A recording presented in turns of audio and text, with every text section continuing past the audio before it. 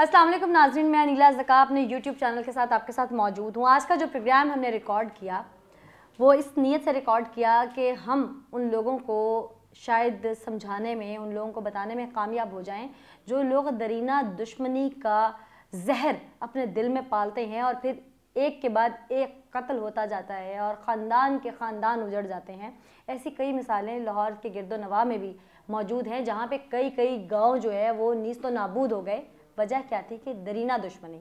और जब उस दुश्मनी के पीछे चल के जाया जाता है तो क्या वजह निकलती है? पानी का तनाज़ा, वहाँ से जो ज़मीनों में से खालियाँ गुजरती हैं उसका तनाज़ा, गोबर लगाने का तनाज़ा, किसी ट्यूबवेल का तनाज़ा, या मेरी ज़मीनों में तुम्हारा बंदा दाखिल क्यों हुआ, ये तनाज़ा। ये छोटे छोटे तनाज़ात जो हैं ये इस कदर बड़े नासूर बन जाते हैं कि फिर ये दुश्मनियाँ थमने में नहीं आती। और यहाँ तक कि पुलिस की फोर्सेस जाती हैं, वैन्स भर भर के जाती हैं जिस वक्त इन इलाकों में फायरिंग स्टार्ट होती है, और ऐसे लगता है जैसे शायद बॉर्डर है और दो दुश्मन मुल्क आपस में लड़ पड़े हैं। यकीन माने कि ऐसा असलहा ये लोग फिर ख़रीद के रखते हैं कि फ़लाँ ने हमारा बंदा अगर छोटे वेपन से मारा है तो हमने वहाँ पर मशीन गन से फायर करना है, हमने ये करना है, हमने वो करना है। इस तरह की कई मिसालें हमने अखबारात में देखी, सुनी। और ख़ासकर जब पहाड़ी इलाके की तरफ हम बढ़ते हैं तो ये जो पुरानी दुश्मनी है, दरीना दुश्मनी है, इसके वाक़यात वहाँ पर बहुत ज़्यादा देखने में नज़र आते हैं। जनूबी पंजाब में भी इसके वाक़यात बहुत ज़्यादा हैं इन एरियाज़ में। इसलिए मैं कह रही हूँ क्योंकि यहाँ पर ज़रई ज़मीन बहुत ज़्यादा है। जहाँ पर ज़रई ज़मीन का तनाज़ा होगा वहाँ पर इस तरह के वाक़यात बहुत ज़्यादा होंगे। पहाड़ों की तरफ अगर रुख करें तो पहाड़ से पहाड़ की दुश्मनी कि मेरा पहाड़ ये है, तुम्हारा पहाड़ ये है, जंगल इस पर इतना उगा है, ये मेरा है, ये तुम्हारा है, यहाँ से ज़मीन निकलेगी, यहाँ से रास्ता निकलेगा, यहाँ से पानी निकलेगा। ये वो दुश्मनियाँ पालते हैं, उन नेमतों पे दुश्मनियाँ पालते हैं जो अल्लाह ताला ने हमें ख़ुद दी हैं। ज़मीन उस रब की दी हुई है। ये जंगल बयाबां, ये ज़रात, ये ज़रई जनाज़, यहाँ तक कि हमारे रिज़्क़ के दाने दाने पर नाम लिख दिया गया है कि किस शख्स ने अपनी मौत के दिन तक कितना खाना है। तो न जाने फिर हम दरीना दुश्मनी क्यों पालते हैं। आज का जो प्रोग्राम मैंने किया, ये दुश्मनी 16 साल से चलती आ रही है। तनाज़ा क्या है? सवात का इलाका है मेंगोरा, वहाँ के ये लोग हैं और इनका पहाड़ से पहाड़ का तनाज़ा है कि तुम्हारे पहाड़ पे जंगल है, मेरे पहाड़ से ये रास्ता निकलता है, तुम रास्ता दो। और इस बात पर इनका तनाज़ा जो है वो इतना बढ़ जाता है कि चांद रात को इस जो इस वक्त मुलज़िम है, जिसका मैं अपने प्रोग्राम में शॉर्ट भी आपको सुनवाऊंगी, इतना बढ़ जाता है कि वो दूसरी पार्टी इनके घर के 7 अफराद कत्ल कर देती है, 7 मर्द मार देती है सिर्फ राहदारी के तनाज़े के ऊपर। फिर ये तनाज़ा शिद्दत इख्तियार करता है, मामला कोर्ट कचहरी तक पहुंचता है। अदम सबूतों की बुनियाद पर जब एविडेंस अदालत में नहीं पेश किए जाते या पीछे से कानूनी कार्रवाई पूरे तरीके से, मैं कानूनी कार्रवाई को नहीं कहूँगी, लेकिन एविडेंस बाज़-औक़ात ऐसे होते हैं कि मिस हो जाते हैं, गवाह चुप जाते हैं, कोई गवाही देने नहीं आता, बहुत सारे कानूनी पेचीदगियाँ होती हैं। ऐसे में वो मुल्ज़िमान छूट जाते हैं तो इस शख्स के दिल में बदले की आग, इंतकाम की आग भड़कती रहती है और ये इस इंतकाम को दीन के लबादे में लपेटता है। खुदा न खास्ता हमारे दीन में एक मुसलमान पर इंटरनेशनल अगर हम लेवल पे देखें तो मुसलमान पर एक ठप्पा लगा दिया जाता है कि शिद्दत पसंद है। ऐसा नहीं है। सबसे ज़्यादा अमन तो हमारे दीन ने सिखाया, सबसे ज़्यादा हुकूक तो हमारे दीन ने बताए, सबसे ज़्यादा हकूक़ों के जो फ़राइज़ थे, हकूक़ व फ़राइज़ थे, हमसाए का हकूक़, औरत का हकूक़, बेटी का हकूक़, वालिदैन का हकूक़, अपने इलाके में जो लोग रहने वाले हैं, बुज़ुर्गों के हकूक़, तमाम चीज़ें तो हमारे दीन ने बताई थी। मुसलमान कैसे शर पसंद हो सकता है? इस चीज़ को हम जितना सम अप करने की कोशिश करते हैं, समेटने की कोशिश करते हैं, फिर कहीं पे कुछ ऐसा होता है कि शिद्दत पसंदी जिसके दिल में पल रही होती है वो दीन का लिबादा उड़ता है और बदले की आग में निकल पड़ता है, जहाद का नाम देता है उसको और जाकर किसी न किसी को मार देता है और फिर कहता है कि जी मैंने तो दीन में पढ़ा है, आँख का बदला आँख है, नाक का बदला नाक है, कान का बदला कान है।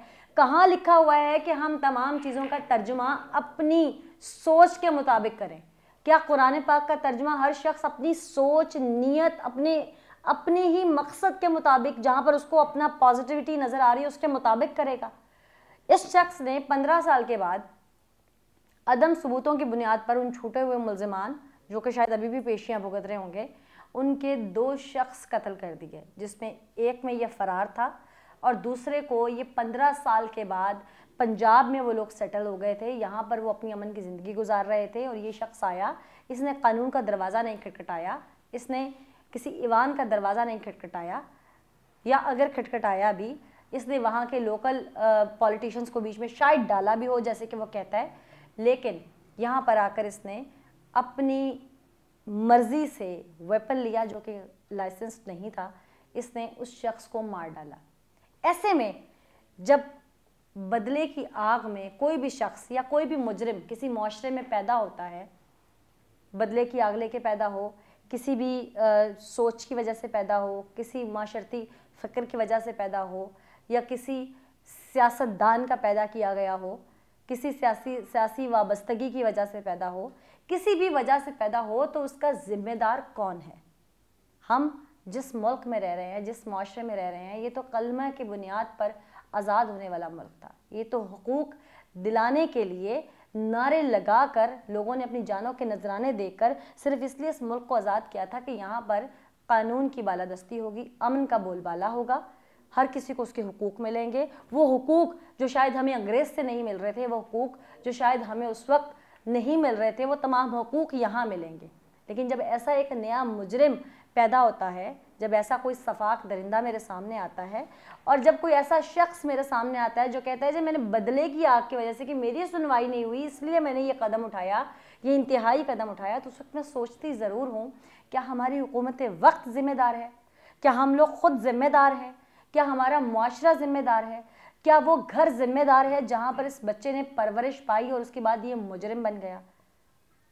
کیا ہمارے وہ تمام حکمران ذمہ دار ہیں جو ان کو اس راہ تک لے آتے ہیں؟ کب تک ہمارے قانون نافذ کرنے والے ادارے، ہماری سیکیورٹی فورسز، ہماری افواج پاکستان اپنی جانوں کے نذرانے دیتی رہے گی؟ کب تک وہ اس طرح سے جنگ لڑتے رہیں گے ملک میں امن کی خاطر، اور بے امنی پیدا کرنے والے لوگ اندر سے ہی پیدا ہوتے رہیں گے؟ ہم اسے کیسے روکیں گے؟ اسے ہر کسی نے خود روکنا ہے، ہم خود ذمہ دار ہیں ہر ایک جرم کے پیچھے، ہر ایک مجرم کے پیدا ہونے کے پیچھے۔